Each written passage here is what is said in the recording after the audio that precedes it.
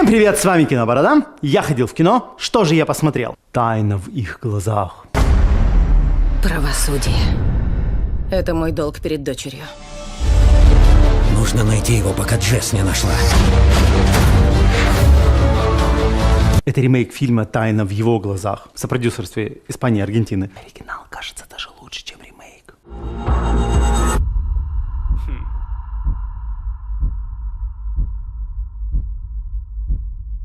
Мы достанем его, во что бы то ни стало.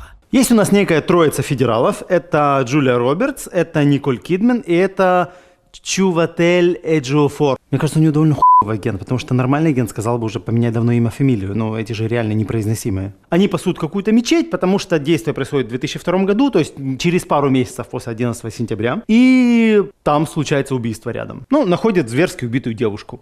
И оказывается, что эта девушка, это дочка Джулии Робертс. У Джулии Робертс к хуям едет крыша от такого события, и Чиватель Эджиофор пытается самостоятельно расследовать это убийство.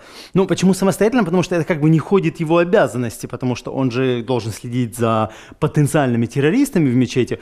Вот, а тут убийство. Но он это просто воспринимает как слишком личную такую обязанность, потому что ведь Джулия Робертс это его хорошая подруга. Ну, они типа друзья, то есть там сексом и не пахнет. Потому что сексом очень сильно пахнет между ними Николь Кидман. Такая любовная история, что он в нее влюблен.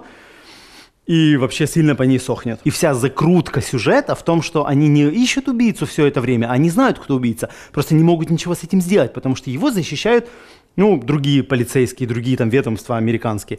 Потому что этот убийца, он является их информатором. И они говорят, что нам его информация, которую нам поставляют, она важнее, чем то, что он сядет. Это он. Смертный приговор слишком хорош для него.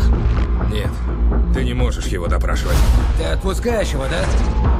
Мне очень жаль. А второй прикол фильма в том, что он все время скачет между 2002 году, где произошло убийство, и нашим временем, то есть 13 лет спустя, в 2015, когда они пытаются это дело возобновить. То есть Чуватель Эджиофор все 13 лет сидел и мышкой клацал взломанную базу, и всех просматривал по очереди преступников. И тут он говорит: о, я его наконец-то нашел. Он вышел из тюряги, потому что там где-то сидел, и мы его сейчас засадим, замочим, там, в общем, что-то опять с этим сделаем. И все время фильм скачет между нашим временем, прошлым и нашим и прошлым.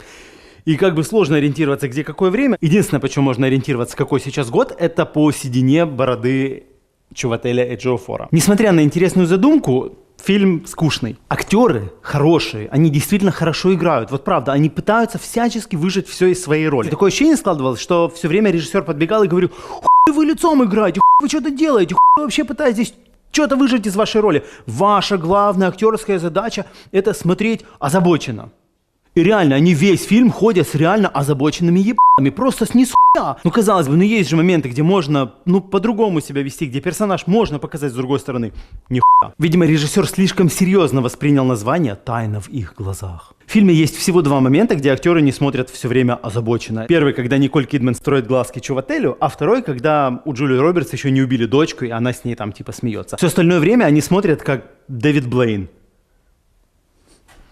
Я каждый раз удивляюсь, когда берут пи***ых актеров, нихуевую историю и делают просто какое-то говно. Подписывайтесь на наш канал на ютубе, ставьте лайки, делайте репосты, потому что от количества лайков и репостов зависит то, как часто нас показывает YouTube и Facebook и контакт другим. То есть, чем больше вы нас лайкаете, тем больше Facebook нас предлагает остальным. Саншайн, давай вместе.